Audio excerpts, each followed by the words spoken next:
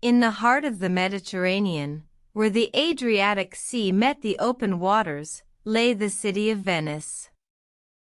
A city built on water, the Venetian Republic stood as a beacon of maritime power, a force to be reckoned with in the 14th century.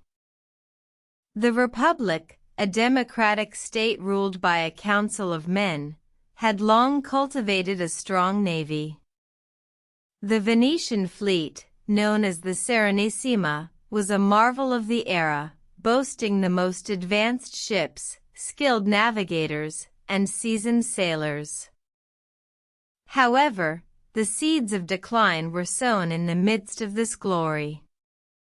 The Republic's wealth, built upon commerce and trade, attracted the covetous gaze of powerful neighbors.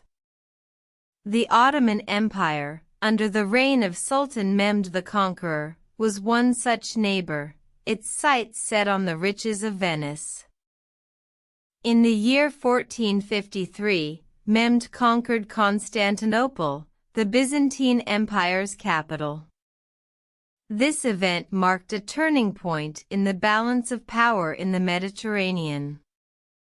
The fall of Constantinople signaled the rise of the Ottomans, and the potential threat to the Venetian Republic's maritime dominance. Faced with this new reality, the Doge of Venice, Francesco Foscari, knew he needed to act. He dispatched envoys to the Ottoman court, seeking a treaty that would secure peaceful relations between the two powers.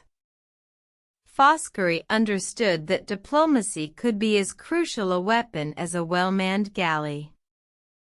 The treaty was signed in 1454, known as the Peace of Famagusta. The Venetians agreed to pay an annual tribute to the Ottomans in exchange for peace. However, the treaty did little to quell the unease in Venice. The Republic's maritime power was no longer unchallenged.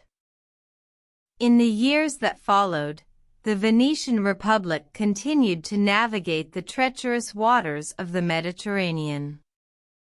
They faced challenges from the Ottomans, the Holy Roman Empire, and emerging powers like Spain and Portugal. Yet, they held on to their maritime dominance, adapting to the changing tides of politics and war. However, the end was near. In 1571, the Battle of Lepanto would mark the beginning of the end for the Venetian Republic's maritime dominance. The Ottomans, led by Suleiman the Magnificent, faced a coalition of Christian powers, including Venice.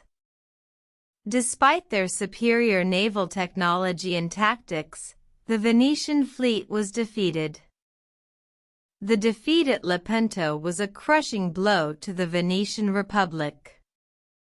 Their once mighty navy was weakened, their maritime dominance eroded. The Republic would endure for another 2 centuries, but the glory days of the Serenissima were behind them. The story of the Venetian Republic's maritime power is a testament to the rise and fall of empires. A tale of ambition, diplomacy, and war, it serves as a reminder that even the mightiest of empires can fall, and the seas can swallow even the grandest of ships.